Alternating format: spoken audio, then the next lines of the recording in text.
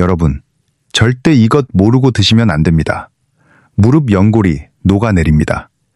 서울대병원 정형외과 연구팀이 12년간 추적 조사한 결과입니다. 우리 60대 이상 어르신 중 73%가 관절에 좋다고 믿으면서 매일 드시는 음식이 있습니다. 그런데 그중 일부가 오히려 연골을 더 빨리 닳게 만들고 있었습니다. 충격적이시죠? 어떤 음식인지 곧 알려드리겠습니다. 저도 이 연구를 처음 봤을 때 솔직히 당황했습니다. 제가 40년 가까이 환자분들을 뵈면서 당연하다고 생각했던 것들 중에 다시 생각해 봐야 할 것들이 있었습니다. 오늘 이 영상 하나면 됩니다. 무릎 연골을 살리는 음식과 반대로 망가뜨리는 음식을 정확히 구분해 드리겠습니다. 그리고 대부분의 분들이 모르고 계신 비타민 D와 수면이 관절에 미치는 놀라운 영향까지 알려드리겠습니다. 마지막으로 의자에 앉아서도 할 수 있는 관절 스트레칭까지 알려드릴 테니 끝까지 함께 해주시기 바랍니다. 우리 세대는 참 많이 참고 살아왔습니다. 힘든 시절을 견디면서 자식 키우느라 내 몸은 늘 뒤로 미뤘습니다. 무릎이 아파도 쉬지 못했고 허리가 아파도 일을 멈출 수 없었습니다. 밥심으로 버텨온 우리입니다. 이제는 달라져야 합니다. 이제는 여러분 자신을 위해 시간을 쓸 때입니다. 손주들과 공주사로 공원에서 천천히 걷는 그 작은 행복을 오래 누리시려면 오늘 이 이야기를 꼭 기억해 주셔야 합니다. 어렵지 않습니다. 비싼 약도 필요 없습니다. 집에서 할 수 있는 방법들입니다. 자, 먼저 우리 무릎이 왜 아프기 시작하는지 아주 쉽게 설명드리겠습니다. 어려운 의학 용어 없이 누구나 이해하실 수 있게 말씀드리겠습니다. 혹시 여러분, 아침에 일어나실 때 무릎이 뻣뻣하십니까? 아니면 계단을 내려갈 때 시큰거리십니까? 둘 다 해당하시는 분이라면 이미 연골의 변화가 시작된 것입니다. 잠깐 겁내실 필요는 없습니다. 지금부터 알려드리는 것만 실천하시면 충분히 관리하실 수 있습니다. 우리 무릎 안에는 연골이라는 것이 있습니다. 두 개의 뼈 사이에 있는 아주 얇은 쿠션입니다. 마치 딱딱한 바닥에 깔아놓은 방석과 비슷합니다. 이 연골의 두께가 얼마나 되는지 아십니까? 고작 2mm에서 3mm입니다. 동전 한 장보다도 얇습니다. 이렇게 얇은 것이 우리 몸 전체의 무게를 날마다 견디고 있는 것입니다. 더 놀라운 사실이 있습니다. 한 걸음을 걸을 때마다 무릎에는 체중의 2배에서 3배에 해당하는 압력이 가해집니다. 계단을 내려갈 때는 그 압력이 거의 4배 가까이 됩니다. 체중이 70kg인 분이 계단을 내려가시면 무릎에는 약 280kg의 힘이 실립니다. 이해되시죠? 그런데 이 연골에는 혈관이 없습니다. 피가 직접 흘러서 영양분을 공급해주지 못합니다. 쉽게 비유하면 수도관이 연결되지 않은 정원과 같습니다. 비가 올 때만 물을 받을 수 있는 상태입니다. 관절이 움직일 때 주변 액체에서 간접적으로 영양을 흡수합니다. 이 과정이 원활하지 않으면 연골은 영양이 부족해지고 서서히 마모되기 시작합니다. 세브란스 병원 관절센터 발표에 따르면 50세 이후부터는 연골 재생 속도가 분해 속도를 따라가지 못하기 시작합니다. 그래서 통증이 느껴질 때는 이미 상당히 진행된 경우가 많습니다. 갑자기 아프다고 느끼시지만 사실은 몇 년 전부터 조용히 나빠지고 있었던 것입니다. 이건 정말 안타까운 부분인데요. 많은 분들이 나이 들면 아픈 게 당연하다고 생각하십니다. 하지만 아닙니다. 관리하면 달라집니다. 완전히 새 것처럼 돌아가지는 않더라도 지금부터 관리하시면 더 나빠지는 속도를 충분히 늦출 수 있고 상태를 개선하는 것도 가능합니다. 자, 그렇다면 어떻게 해야 할까요? 다행히 방법이 있습니다. 이제 구체적으로 알려드리겠습니다. 첫 번째 음식은 아마 여러분 모두 잘 아시는 것입니다. 너무 흔하고 값이 저렴해서 오히려 그 가치를 모르고 계십니다. 바로 두부입니다. 많은 분들이 두부를 그냥 반찬 하나로 생각하십니다. 특별한 기대를 하지 않으시죠? 그런데요, 두부에는 관절 건강에 중요한 세 가지가 동시에 들어 있습니다. 첫째, 칼슘입니다. 나이가 들수록 칼슘 흡수율이 떨어집니다. 꾸준히 보충하지 않으면 뼈가 약해지고 관절을 지탱하는 힘도 함께 약해집니다. 둘째, 단백질입니다. 연골의 핵심 재료인 콜라겐을 만드는데 단백질이 꼭 필요합니다. 셋째, 이소플라본입니다. 콩에 들어있는 천연 물질로 가벼운 항염작용을 합니다. 국민건강영양조사에 따르면 65세 이상 어르신 중 하루 단백질 섭취량이 권장량에 미치지 못하는 분이 42%에 달합니다. 거의 절반 가까이 되는 분들이 단백질이 부족한 상태에서 관절이 나빠지고 있는 것입니다. 인천에서 30년간 미용실을 운영하셨던 69세 어르신이 계셨습니다. 하루 종일 서서 일하시다 보니 무릎이 점점 나빠지셨습니다. 은퇴 후에 매일 아침 두부 한 모를 반찬으로 올리기 시작하셨습니다. 특별한 약을 바꾼 것이 아닙니다. 6개월쯤 지나니 계단 오를 때 느끼던 통증이 한결 가벼워졌다고 하셨습니다. 이런 변화는 우연이 아닙니다. 두부는 국이나 찌개에 넣으셔도 좋고 살짝 데쳐서 간장에 찍어 드셔도 좋습니다. 두부조림으로 만드셔도 충분합니다. 중요한 것은 어렵게 생각하지 않고 매일 식탁에 올리는 습관입니다. 돈도 거의 안 듭니다. 시장에서 두부 한 모 얼마 하지 않습니다. 다음으로 중요한 것은 등푸른 생선입니다. 고등어, 정어리, 꽁치, 멸치 같은 생선들입니다. 우리 식탁에서 오래전부터 먹어왔던 음식이죠. 잠깐, 등푸른 생선이 왜 중요한지 쉽게 설명드릴게요. 무릎이 아프다는 것은 관절 안에 염증이 있다는 의미입니다. 이 염증은 갑자기 생기는 게 아니라 오랜 시간에 걸쳐 조용히 쌓입니다.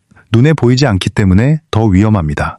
등푸른 생선에 들어있는 오메가3이 바로 이 염증을 조절해줍니다. 불이 난 곳에 달려가서 불길을 잡아주는 소방관과 같은 역할입니다. 염증이라는 불을 완전히 끄지는 못하더라도 더 커지지 않도록 막아주고 안정된 상태를 유지해줍니다. 대한영양학회 발표에 따르면 오메가3을 꾸준히 섭취한 그룹은 그렇지 않은 그룹에 비해 관절 통증 점수가 평균 31% 낮았습니다. 전주에서 40년 넘게 농사를 지어오신 66세 어르신이 계셨습니다. 농번기마다 무릎이 뻣뻣해지고 아침에 일어나면 움직이기가 힘들다고 하셨습니다. 식습관을 여쭤보니 예전에는 자주 드시던 고등어와 꽁치를 거의 안 드시고 계셨습니다. 그래서 일주일에 2-3번 정도 다시 드시도록 권해드렸습니다. 석 달쯤 후에 아침에 느끼던 뻣뻣함이 많이 줄었다고 말씀하셨습니다. 이 변화는 특별한 치료를 한 것이 아닙니다. 단지 식탁을 조금 바꾼 것에서 시작된 것입니다. 일주일에 2-3번 등푸른 생선을 식탁에 올려주세요. 구이든 조림이든 상관없습니다. 어렵지 않습니다. 세 번째는 강황입니다. 그런데 여기서 많은 분들이 공통적으로 실수하고 계신 부분이 있습니다. 이것 모르시면 강황을 아무리 드셔도 헛수고입니다. 강황의 핵심 성분인 커큐민은 분명히 염증을 줄이는데 도움이 됩니다. 하지만 그냥 섭취하면 몸에서 흡수가 잘 되지 않습니다. 아무리 좋은 음식을 먹어도 몸이 흡수하지 못하면 의미가 없습니다. 마치 택배가 왔는데 문이 잠겨서 받지 못하는 것과 같습니다. 해결 방법은 의외로 간단합니다. 검은 후추를 한 꼬집만 함께 넣으시면 됩니다. 검은 후추 안에 피페린이라는 성분이 커큐민의 흡수율을 크게 높여줍니다. 같은 재료인데 먹는 방법에 따라 결과가 완전히 달라지는 것입니다. 돈이 더 드는 것도 아닙니다. 이미 주방에 있는 재료로 충분합니다. 네 번째는 붉은 파프리카입니다. 비타민C 하면 오렌지를 먼저 떠올리시죠? 실은 붉은 파프리카가 오렌지보다 비타민C가 약 1.5배 더 많습니다. 비타민C는 면역력만 돕는 게 아닙니다. 콜라겐을 만드는데 꼭 필요한 재료입니다. 콜라겐은 연골을 구성하는 핵심 성분이죠. 쉽게 말하면 연골을 다시 세우는 벽돌 같은 역할입니다. 비타민C 없이는 이 벽돌이 만들어지지 않습니다. 동시에 산화 스트레스로부터 기존 연골을 보호하는 역할도 합니다. 만들어주면서 지켜주기까지 하는 것입니다. 하루에 반 개 정도면 충분합니다. 생으로 드셔도 좋고 살짝 볶아도 괜찮습니다. 꾸준히 드시는 것이 더 중요합니다. 몇 달만 꾸준히 하시면 주변에서 달라졌다고 분명히 느낄 겁니다. 우리 또래 중에서 가장 건강한 분이 되실 수 있습니다. 그리고 콜라겐 보충에 대해서도 한 말씀 드리겠습니다. 나이가 들수록 콜라겐 생성 속도가 눈에 띄게 줄어듭니다. 50대 이후부터는 특히 그렇습니다. 그래서 외부에서 보충해 주시면 도움이 됩니다. 사골국이나 뼈를 오래 끓인 국물에 콜라겐 관련 성분이 녹아 있습니다. 전통 음식에는 항상 이유가 있습니다. 일주일에 몇 번이라도 따뜻한 국물 요리를 꾸준히 드시면 좋습니다. 여기서 중요한 포인트가 하나 있습니다. 콜라겐과 비타민C를 함께 드시면 효과가 더 좋습니다. 비타민C가 콜라겐 합성을 도와주기 때문입니다. 그러니 사골국 드시는 날 붉은 파프리카를 함께 올려주시면 일석이조입니다. 이건 제가 환자분들께 항상 드리는 말씀입니다. 자, 지금까지 관절을 살리는 핵심 음식을 알려드렸습니다. 두부, 등푸른 생선, 강황의 검은 후추, 붉은 파프리카, 사골국 5가지입니다. 기억하시죠? 그런데 여기서 끝이 아닙니다. 이제부터가 정말 중요합니다. 많은 분들이 좋은 음식을 열심히 드시면서도 동시에 관절을 망가뜨리는 음식을 같이 드시고 있습니다. 한쪽으로 채우면서 다른 한쪽으로 새는 것입니다. 앞서 말씀드린 73%가 모르고 있다는 것이 바로 이 부분입니다. 여러분, 솔직히 여쭤보겠습니다. 단 음식 자주 드시나요? 아니면 빵이나 과자를 즐기시나요? 해당되시는 분이 많을 겁니다. 그런데 이 식습관이 무릎 연골을 조용히 공격하고 있습니다. 첫째, 설탕입니다. 이것 정말 많은 분들이 모르고 계십니다. 설탕이 관절과 무슨 상관이 있겠느냐 하실 수 있습니다. 상관이 아주 큽니다. 설탕을 많이 섭취하면 우리 몸 안에서 최종 당화산물이라는 것이 만들어집니다. 어려운 말이죠? 쉽게 설명드리겠습니다. 당분이 단백질에 달라붙어서 변형시키는 과정입니다. 마치 프라이팬에서 음식이 눌어붙는 것과 비슷합니다. 이 과정이 연골에서 일어나면 콜라겐이 딱딱해지고 탄력을 잃습니다. 쿠션 역할을 해야 하는데 딱딱한 판자처럼 변해버리는 것입니다. 서울 아산병원 류마티스내과 연구에 따르면 하루 당류 섭취량이 50g을 넘는 그룹은 그 이하 그룹보다 관절 연골 손상 속도가 1.8배 빨랐습니다. 50g이면 얼마나 되느냐고요? 탄산음료 한 캔이 약 35g입니다. 거기에 과자 한 봉지만 더하면 이미 넘어갑니다. 생각보다 많은 양이 아닙니다. 우리가 모르는 사이에 넘기 쉽습니다. 둘째, 정제 밀가루 음식입니다. 라면, 빵, 수제비, 칼국수. 우리 식탁에서 빠지기 어려운 음식들이죠. 그런데 정제 탄수화물은 몸 안에서 설탕과 비슷하게 작용합니다. 혈당을 빠르게 올리고 염증 반응을 촉진시킵니다. 제가 밀가루를 절대 드시지 말라는 것이 아닙니다. 잘못 전달드린 것 같아 정정합니다. 빈도를 줄이시라는 것입니다. 매일 드시던 것을 일주일에 2-3번으로만 줄여도 차이가 생깁니다. 셋째, 과도한 나트륨입니다. 짜게 드시는 습관이죠. 나트륨을 많이 섭취하면 몸에 수분이 과하게 저류됩니다. 쉽게 말하면 관절 주변이 붓기 쉬워집니다. 부종이 생기면 관절 움직임이 제한되고 통증이 심해집니다. 또한 나트륨이 칼슘 배출을 촉진해서 뼈를 약하게 만듭니다. 앞에서 칼슘 보충이 중요하다고 했는데 짜게 드시면 보충한 칼슘이 빠져나가는 것입니다. 대한고혈압학회 자료에 따르면 한국인의 하루 평균 나트륨 섭취량은 권장량의 약 1.7배입니다. 우리 세대는 짜게 먹는 습관이 몸에 배어 있습니다. 하루아침에 바꾸기 어렵다는 것 잘 압니다. 하지만 국물을 반만 드시는 것, 이것 하나만으로도 시작이 됩니다. 어렵지 않습니다. 그리고 한 가지 더요. 술도 조심하셔야 합니다. 알코올은 몸의 염증을 악화시킵니다. 가끔 적당히 드시는 것은 괜찮지만 자주 많이 드시면 관절에 좋지 않습니다. 정리하면 설탕, 밀가루, 짠 음식, 이 세 가지를 줄이시는 것이 좋은 음식을 드시는 것만큼 중요합니다. 채우는 것과 줄이는 것을 동시에 하셔야 효과를 제대로 보실 수 있습니다. 자, 음식 이야기는 여기까지입니다. 그런데 아직 안 알려드린 중요한 것이 있습니다. 아무리 음식을 잘 챙겨 드셔도 이것이 부족하면 효과를 제대로 보기 어렵습니다. 대부분의 어르신들에게 심각하게 부족한 것인데 음식만으로는 해결이 안 됩니다. 바로 비타민 D입니다. 햇빛 비타민이라고도 하죠. 여러분, 최근에 바깥에서 햇빛을 얼마나 쬐셨습니까? 매일 20분 이상 나가시나요? 아니면 대부분 실내에서 보내시나요? 질병관리청 국민건강영양조사 결과가 있습니다. 65세 이상 한국인의 비타민 D 부족 비율이 78%입니다. 10명 중 거의 8명이 부족한 상태입니다. 이건 정말 심각한 숫자입니다. 비타민 D가 왜 관절에 중요한지 두 가지 이유를 말씀드리겠습니다. 첫째, 비타민 D는 칼슘이 몸에 흡수되도록 도와줍니다. 아까 두부에 칼슘이 중요하다고 했죠? 그런데 비타민 D가 부족하면 칼슘을 아무리 많이 드셔도 몸에서 제대로 흡수되지 않습니다. 비유하자면 택배가 문 앞까지 왔는데 문이 잠겨서 못 받는 것과 같습니다. 비타민 D가 그 문을 열어주는 열쇠 역할을 합니다. 열쇠가 없으면 택배가 아무리 많아도 소용이 없습니다. 둘째, 비타민 D는 관절 주변 근육의 기능을 유지하는 데도 중요합니다.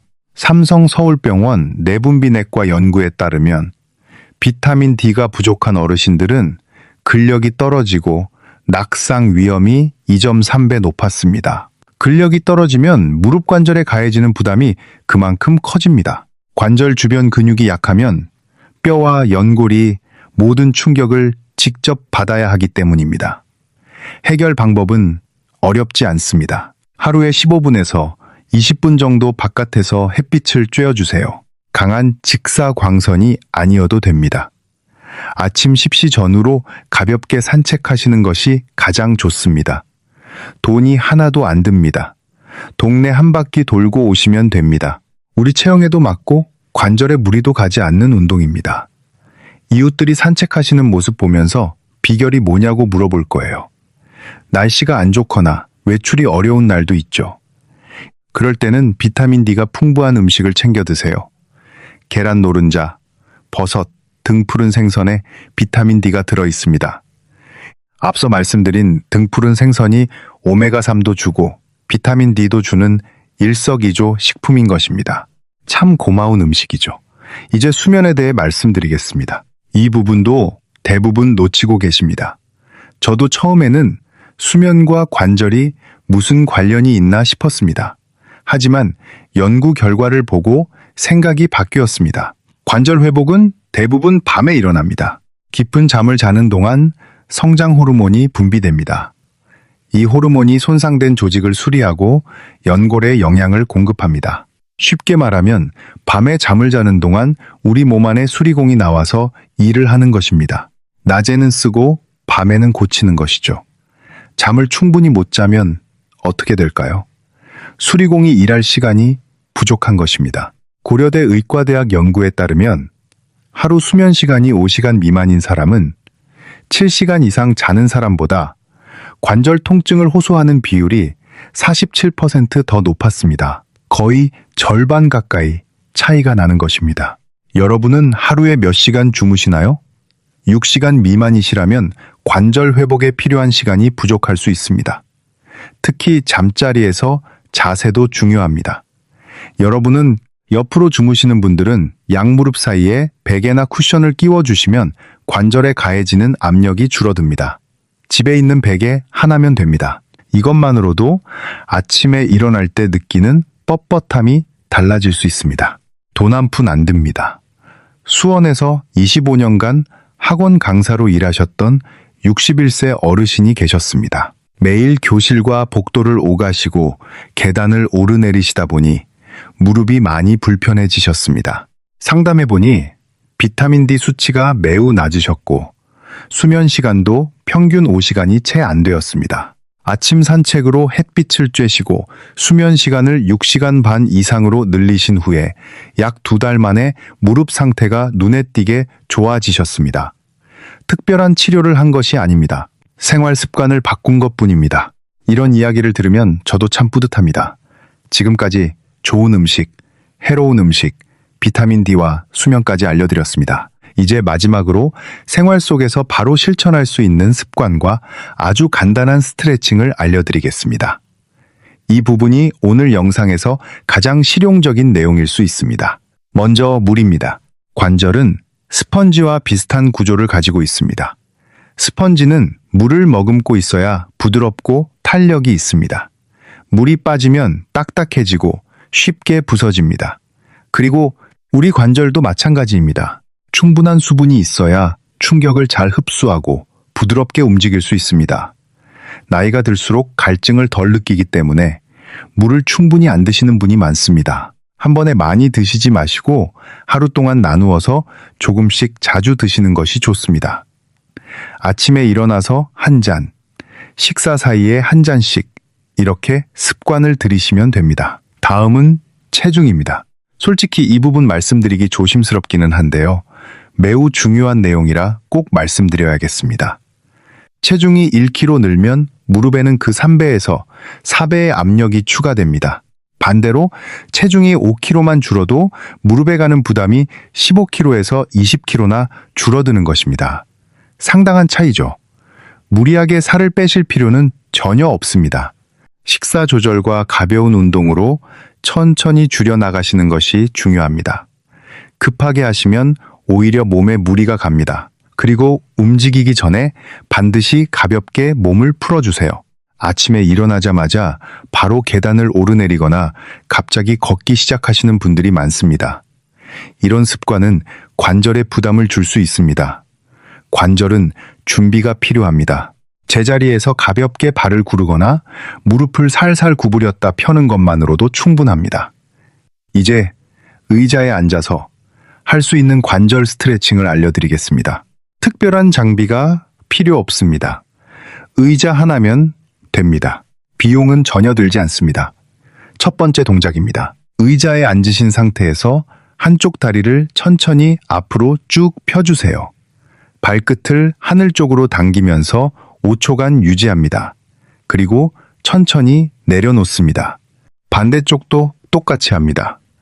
N, T, S. 이 동작은 무릎 주변의 대퇴사두근이라는 근육을 강화합니다.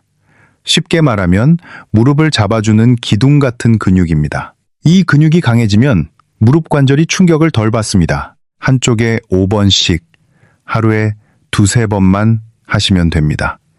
두 번째 동작입니다.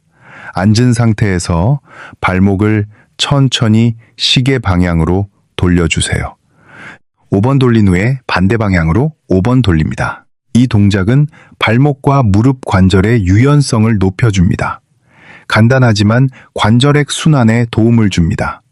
관절액이 잘 돌아야 연골에 영양이 제대로 전달됩니다. 아까 말씀드린 수도관 없는 정원에 물을 주는 것과 같은 원리입니다. 세 번째 동작입니다. 의자에서 일어났다 앉았다를 천천히 반복하세요. 이때 중요한 것은 속도가 아니라 천천히 하는 것입니다. 5번에서 10번 정도만 해주시면 됩니다. 잡을 곳이 있으면 잡고 하시면 더 안전합니다. 이 동작은 무릎 주변 근육 전체를 고르게 자극합니다. 이 세 가지 동작을 아침에 세수하기 전에 해보세요. 기존 습관에 붙여서 하시면 잊어버리지 않습니다. 일어나시면 의자에 앉아서 5분이면 끝납니다. 처음에는 3번씩만 시작하셔도 충분합니다. 무리하지 마세요. 한 달만 꾸준히 하시면 걸음걸이가 달라집니다. 당당하게 걸으실 수 있습니다. 다만 통증이 심하시거나 기저질환이 있으시면 전문의와 상담하시고 시작하시는 것이 안전합니다. 이 점은 꼭 기억해 주세요. 자, 오늘 말씀드린 내용을 정리해 드리겠습니다. 기억하실 것만 간단히 말씀드리겠습니다. 관절을 살리는 음식 5가지입니다. 두부, 등푸른 생선, 강황의 검은 후추, 붉은 파프리카, 사골국 이 5가지를 식탁에 자주 올려주세요. 반대로 관절을 망가뜨리는 것 3가지입니다. 설탕, 정제 밀가루, 짠 음식, 줄이시는 것만으로도 큰 차이가 납니다. 좋은 것을 더하면서 나쁜 것은 빼주시는 겁니다. 비타민 D는 하루 15분에서 20분 바깥에서 햇빛을 쬐시면 됩니다. 수면은 최소 6시간 이상 푹 주무시기 바랍니다. 옆으로 주무실 때 무릎 사이에 쿠션을 끼우시는 것도 잊지 마세요. 물은 자주 나누어 드시고 체중은 천천히 관리해 주시고 의자 스트레칭 3가지를 아침에 해주세요. 다리 펴기, 발목 돌리기, 일어났다 앉기 이것만 기억하시면 됩니다. 비싼 약이나 특별한 치료만이 답이 아닙니다. 우리 일상에서 실천할 수 있는 작은 습관이 더 큰 변화를 만듭니다. 중요한 것은 속도가 아니라 꾸준함입니다. 조금씩이라도 매일 이어가시면 몇 주 후부터 몸이 달라지기 시작합니다. 이제 한번 상상해 보시기 바랍니다. 아침에 일어날 때 무릎이 덜 아프고 계단을 오를 때 두려움이 줄어들고 가벼운 산책을 편안하게 할 수 있는 모습입니다. 손주와 함께 천천히 걸으며 웃을 수 있는 그 시간을 떠올려 보십시오. 그 시작은 오늘 아주 작은 실천에서 시작됩니다. 우리 세대가 이겨내지 못할 것은 없습니다. 어려운 시절도 견뎌냈습니다. 자식들 건강하게 키워냈습니다. 작은 습관 하나 바꾸는 것쯤이야 우리에게는 어렵지 않습니다. 자식에게 짐 되지 않고 건강하게 오래 사는 것. 그것이 우리가 가족에게 줄 수 있는 가장 큰 선물입니다. 우리 함께 시작합시다. 이 영상이 도움이 되셨다면 좋아요와 구독을 부탁드립니다. 더 많은 분들께 이런 건강 정보가 전달될 수 있습니다. 주변에 관절로 고생하시는 가족이나 이웃이 계시다면 이 영상을 꼭 공유해 주세요. 우리 모두의 건강을 위해 함께 응원합시다. 건강한 하루 되시길 바랍니다.